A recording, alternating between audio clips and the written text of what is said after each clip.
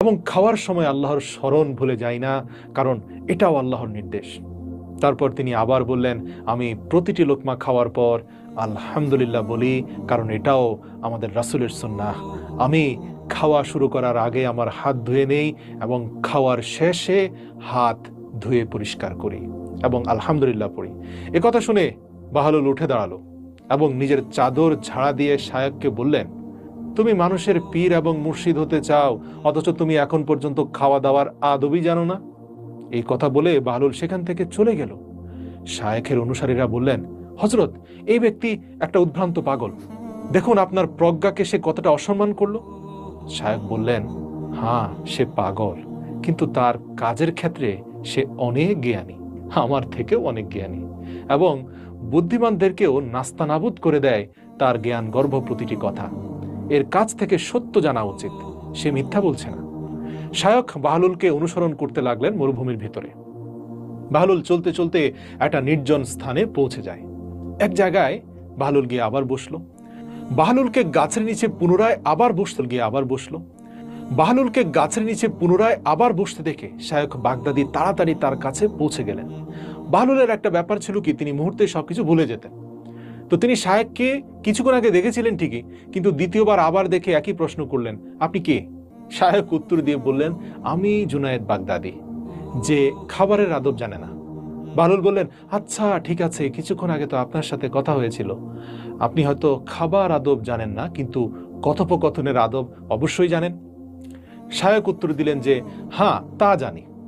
আমি সুন্নাহ অনুযায়ী কথাবার্তা বলি, ভুল স্থানে বা অপ্রয়োজনীয় কথা বলি না।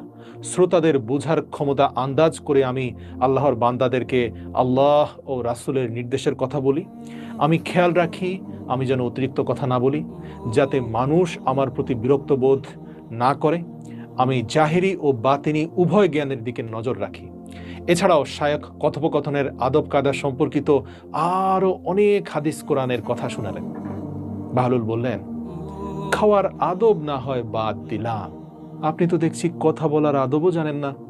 তারপর বাহলুল শায়েখের কাছ থেকে মুখ ফিরিয়ে আবার মরুভূমিতে চলতে লাগলেন। মুরিদরা আর চুপ থাকতে না পেরে বলল, হে হযরত, এই পাগল ব্যক্তির পেছনে আপনার এভাবে ছুটে চলাটা আমাদের ভালো লাগছে না। আপনি একজন পাগলের কাছে কি জ্ঞান আশা করেন? হযরত জুনায়েদ বাগদাদি বললেন, তার কাছে আমার এখনো আরো কাজ বাকি আছে, তোমরা বুঝবে না।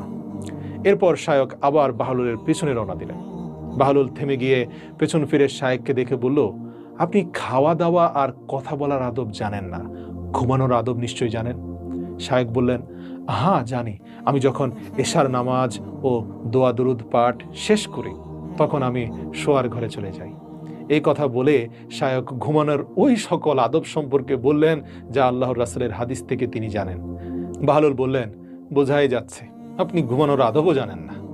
এই বলে বাহলুল চলে যেতে চাইল, কিন্তু এইবার হযরত জুনায়েদ বাগদাদি তার চাদর শক্ত করে টেনে ধরে বললেন, হযরত, আমি কিছুই জানি না। এ কথা যখন বলছিলেন তখন তার চোখ দিয়ে পানি ঝরছিল এবং বাহলুলের সামনে নত হয়ে বললেন, আল্লাহর ওয়াস্তে আপনি আমাকে শিক্ষা দিন।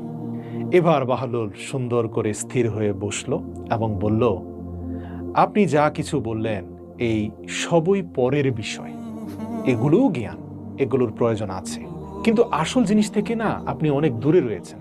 আমার কাছ থেকে আসল কথা শুনুন। খাওয়ার আসল আদব হলো সবার আগে হালাল খাবার হতে হবে। যদি রিজিকে হারাম কিছু থাকে, তাহলে আপনার বর্ণিত সকল সুন্নার আদব অনুসরণ করে সেই খাবার খেয়েও কোনো লাভ নেই, কারণ গোড়াতেই তো গলদ, এবং আপনার হৃদয় আলোকিত হওয়ার পরিবর্তে অন্ধকার হয়ে যাবে যদি আপনি সেই হারাম খাবার সুন্নত তরিকায় আদব সহকারে খেয়েও থাকেন। শেখ জুনায়েদ কৃতজ্ঞতা সহকারে বললেন, জাযাকাল্লাহ খায়রান, নিঃসন্দেহে আপনি আল্লাহর তরফ থেকে আমাদের জন্য একজন মহান শিক্ষক। অতঃপর বাহলুল বললেন, কারো সাথে কথোপকথনের সময়ও সর্বপ্রথম হৃদয়ের পবিত্রতা ও পরিষ্কার নিয়ত থাকা জরুরি, এবং এটাও মাথায় রাখতে হবে যে যা কিছু বলা হবে তা যেন কেবলমাত্র আল্লাহর সন্তুষ্টির জন্য হয়। এটা যদি দুনিয়াবি কোনো অনর্থক বিষয় হয়, তাহলে আপনি যতই সুন্দর করে আদবের সাথে কথা বলুন না কেন, এটি আপনার জন্য বিপর্যয়ের কারণ হবে। তাই এই ধরনের কথার চেয়ে নীরবতাই উত্তম। একইভাবে আপনি আমাকে ঘুমের বিষয়ে যা বলেছেন সেগুলো আল্লাহ রাসূলের সুন্নাহ, সঠিক, কিন্তু আসল উদ্দেশ্য নয়। আসল কথা হলো আপনি যখন ঘুমাতে যাবেন তখন হৃদয়কে পরিষ্কার করুন। সারাদিনে যত হিংসা বিদ্বেষ এই হৃদয়ে বাসা বেঁধেছে, সেই হিংসা বিদ্বেষ এবং পরশ্রী কাতরতা থেকে মুক্ত হতে হবে। সবাইকে ক্ষমা করতে হবে, অন্তর থেকে হিংসা মুছে দিতে হবে। আপনার হৃদয়ে দুনিয়া এবং দুনিয়ার সম্পদের প্রতি ভালোবাসা থাকলে ঘুমানোর আগে তা ধুয়ে মুছে সাফ করে দিতে হবে, কারণ ঘুম হচ্ছে মৃত্যুর সমতুল্য। কে জানে সকালে আপনি আবার উঠতে পারবেন কি পারবেন না। আর হ্যাঁ, ঘুমিয়ে না পড়া পর্যন্ত আল্লাহর জিকিরে মগ্ন থাকতে হবে। হযরত বাহলুল দানার কথা শেষ হওয়ার সাথে সাথে হযরত জুনায়েদ বাগদাদী তার হাত চুম্বন করতে লাগলেন। উপস্থিত মুরিদরাও বাহলুলের হাত চুম্বন করতে লাগলেন। পরিস্থিতি এমন হলো যে বাহলুলের হাতে থাকা ময়লা আবর্জনা সব সাফ হয়ে গেল। বাহলুল বলতে লাগলেন, আমাকে এভাবে সম্মান না দেখিয়ে বরং আমার জ্ঞানকে হৃদয়ে ধারণ করুন এবং মৃত্যুর আগের দিন পর্যন্ত তা শক্ত করে ধরে রাখুন। অতঃপর বাহলুল দানা সবার জন্য হাত তুলে দোয়া করলেন। হযরত জুনায়েদ বাগদাদীর অনুসারীরা সবাই হাত তুলে কাঁদতে লাগলো আল্লাহর দরবারে। তারা তাদের ভুল বুঝতে পারল এবং এটাও বুঝতে পারল যে প্রত্যেক ব্যক্তির উচিত সে যা না জানে তা শিখতে লজ্জা না করা।